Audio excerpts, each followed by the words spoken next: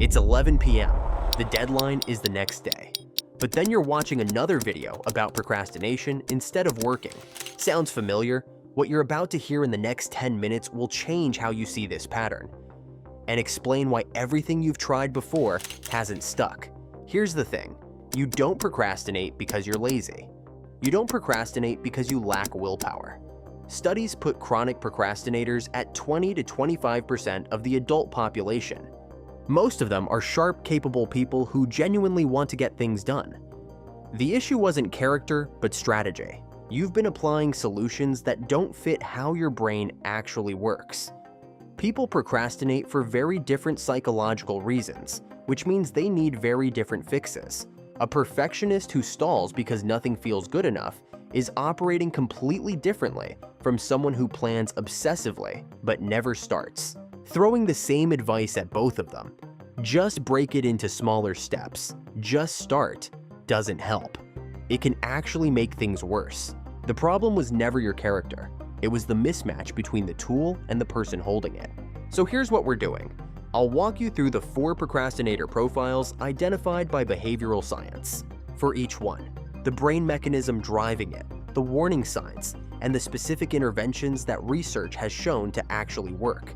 Not productivity tips, psychological precision. By the end, you'll know which one is yours, and we start with the type that suffers most quietly. The paralyzed perfectionist. The paralyzed perfectionist carries a painful contradiction. The desire to do exceptional work is the exact thing stopping them from starting. If you've ever delayed a project because you weren't ready, or rewritten an opening sentence a dozen times, this is yours. What looks like high standards is actually fear wearing a disguise. The perfectionist doesn't procrastinate out of laziness or disinterest. They procrastinate because their internal benchmark for acceptable is set somewhere unreachable. Clinical research shows that perfectionists tie their sense of identity to the quality of what they produce. The project doesn't just reflect your effort, it reveals who you are. When the standard is impossible to meet, the brain decides not to try. It's self-protection. Dr. Thomas Greenspan's research traces this back to environments where approval was conditional on performance. The brain learned early, mistakes lead to rejection, so it built a defense. If you never start, you can never fail. Procrastination becomes a shield. You stay in preparation forever because preparation can't be judged the way a finished product can. Here's the cycle. You set an unrealistic standard, feel dread about falling short, delay as temporary relief from that dread, feel guilty for delaying, and reinforce the belief that you're incapable. Round and round.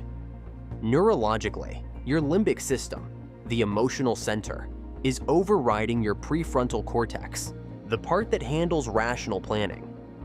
Emotion is beating logic. It's like when you need to write a report. You spend hours finding the right structure, studying examples, building a detailed outline. But when it's time to write the first sentence, you freeze. That sentence will be measured against the impossible standard you've constructed. So you look for one more reference, one more example, a bit more preparation. The actual work never begins because preparation offers the feeling of progress without the risk of being judged. The most effective intervention here is what cognitive behavioral research calls the mandatory ugly draft.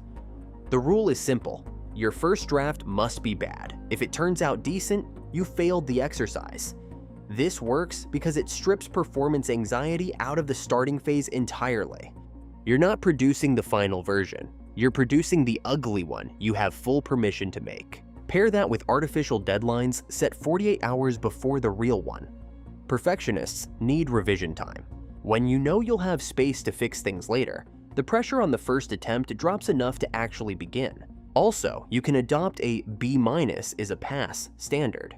Dr. Simon Sherry showed that perfectionists who consciously aim for 85% quality finish faster and end up with equal or better final work. They start earlier, keep momentum, and use their time for real revisions instead of endless preparation. The perfectionist freezes because the standard is unreachable. But there's another profile that stalls for a completely different reason, something much more seductive. We call it the eternal dreamer. The eternal dreamer is a planning expert. Notebooks full of systems, color-coded lists, productivity apps, detailed schedules, everything organized, but nothing executed.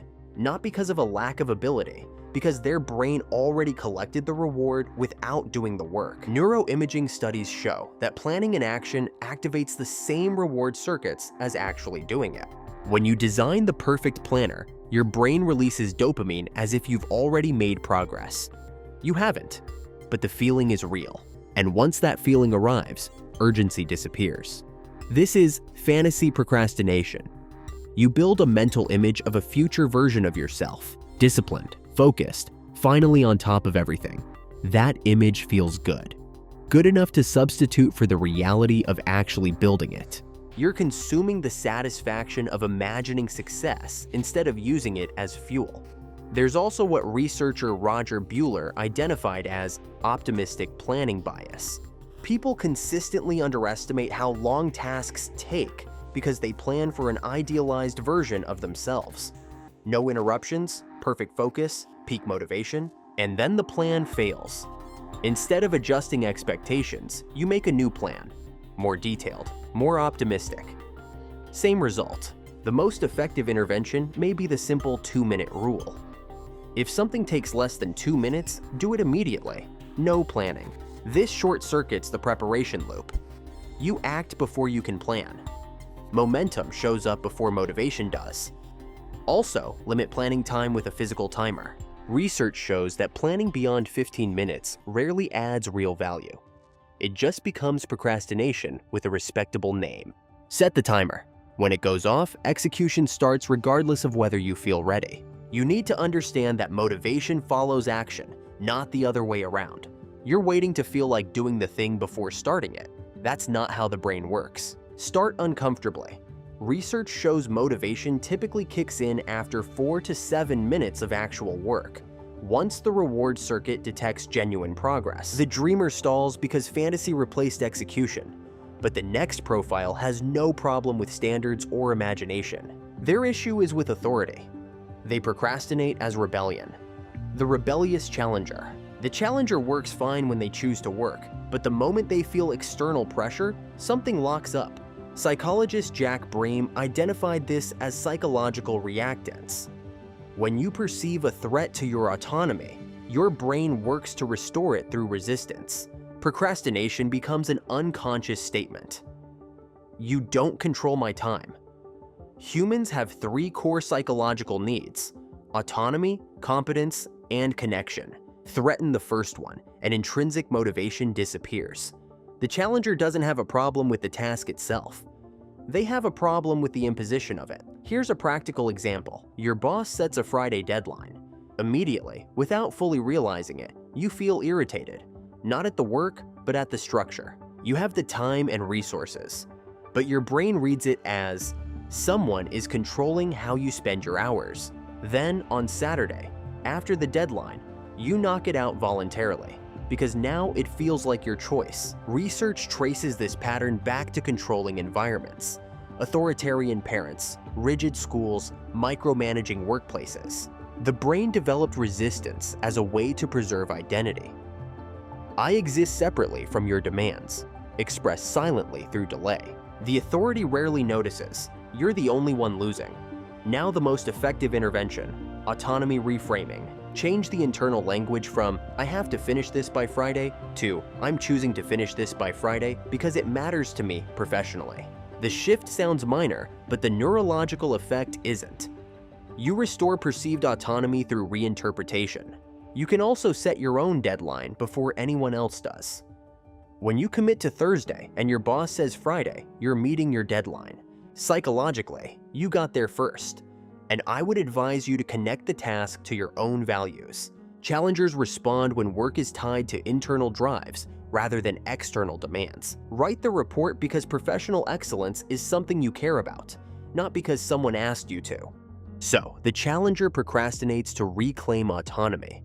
But the last profile doesn't fight standards, fantasy, or authority. They're stopped by too much of everything at once. The infamous frozen overwhelmed. The overwhelmed looks at their task list and goes blank. Not because they can't do the work, but because there's too much competing for attention at the same time. This is the paradox of choice. More options make decisions harder, and when decisions get hard enough, the brain stops making them altogether. Neuroscience backs this up. Roy Baumeister's research on ego depletion showed that making choices drains a finite cognitive resource. When you have 40 items on a list, 12 urgent emails, and 5 unfinished projects, your prefrontal cortex is constantly micro-deciding. Which task first, which is most urgent, which will take the least time. That depletes fast. Eventually, the lowest effort option wins, which is no option at all. It's like when you have a major project due in 2 weeks, 23 subtasks. You look at the list and feel a physical heaviness. Every item seems to require another item first. Research first, but you need the structure. Structure first, but you need the data. Paralysis through apparent interdependence. You shift to something smaller just to have the feeling of finishing anything.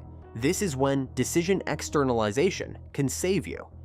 Pre-make your decisions so you don't have to make them in the moment. Monday 9 to 11 a.m. is Project A. Tuesday 9 to 11 a.m. is Project B. You decided once, now you just execute without burning energy on what to do next. Finish the report is paralyzing because it's ambiguous. Write a 50-word intro paragraph isn't. Specificity removes the need to decide. There's only one thing in front of you. And also, cut the lists. Identify the 3 items that, if completed, make everything else easier or irrelevant. Ignore the rest for now. You cannot process 23 competing priorities. Biology doesn't allow it. Work with how your brain actually operates, not against it. You've now seen all 4 profiles. And honestly, you probably recognized yourself in more than one. That's not confusion, that's normal. Most people have a dominant profile that shows up across situations, and a secondary one that activates under specific conditions. What matters is what you do with that. Behavioral science is clear on this. You don't overcome procrastination with discipline or self-punishment. You overcome it with structure that fits your psychological makeup. Perfectionists who try dreamer strategies will fail. Challengers who try overwhelm techniques will make it worse. Generic advice keeps failing you because generic advice doesn't know which profile you are. Your brain isn't working against you. It's running a protection program, one that evolved for a very different environment than the one you're living in now. The perfectionist avoids rejection. The dreamer avoids hard work by substituting the pleasure of imagining it. The challenger protects autonomy. The overwhelmed avoids cognitive collapse. These are defense mechanisms that made sense somewhere along the way. They're just miscalibrated for where you are now. The next time you feel procrastination starting, don't fight the impulse. Name the profile. Perfectionist? Start the ugly draft. Dreamer? Do something for 2 minutes right now. Challenger? Reframe it as your choice. Overwhelmed? Find only the next step. Research shows that small targeted interventions beat sweeping overhauls. You don't need to rebuild your personality. You need 3 to 5 specific adjustments applied consistently over 30 days. That's enough for new neural patterns to form. Your brain learns what works and old behavior gets replaced. Procrastination doesn't define you. It's a symptom of a mismatch between how you're structured internally and how your environment is demanding things from you. You're not lazy. You're not weak. You've just been using the wrong tools. Now you have the right ones. If this changed something for you, hit like. It helps the algorithm show this to people who need it. Subscribe if you want more applied behavioral psychology. Next video, why discipline is actually a misleading concept, and what system genuinely sustains long-term change. Your brain doesn't need punishment. It needs clarity. Now you have it.